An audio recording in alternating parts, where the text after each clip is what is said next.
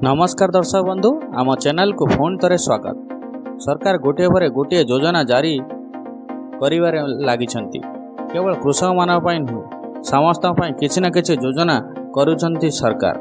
तेबे आज आमे कथा हबा आउ एक नुआ योजना जहाको एबे सरकार लॉन्च करिछंती, केवल झियो मानक पई अटे। तेबे आसंतु जानिबा संपूर्ण अपडेट। तापूर्व वीडियो को लाइक करी चैनल को सब्सक्राइब कर दियंतु आउ आपनक सांग मानक मध्य शेयर टी करंतु।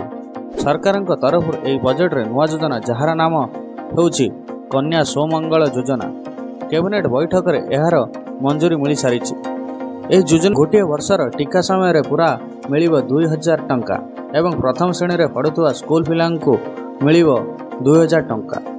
षष्ठ श्रेणी प्रवेश कला पर मिलिबो 2000 आर्थिक सहायता एवं नवम श्रेणी रे प्रवेश करिला परे झियो को 3000 टंका आर्थिक सहायता मिल पारिबो झियो मानंको। तेबे यह योजना को अप्लाई करने सबू दस्तावेज तो रहा जरूरी। कन्या सोमंगल योजना रे लाभ उठाइबा प्रथम आपण मानक राज्यर मूल निवास हवा आवश्यक। यह योजनार आधार कार्ड निहाती जरूरी। आवेदन करने समय झील पाखे जन्म प्रमाणपत्र रहा आवश्यक अटे एवं स्कूल प्रमाणपत्र अनिवार्य अटे। तेबे यह थिला झील मानक पई सोमंगल कन्या योजना।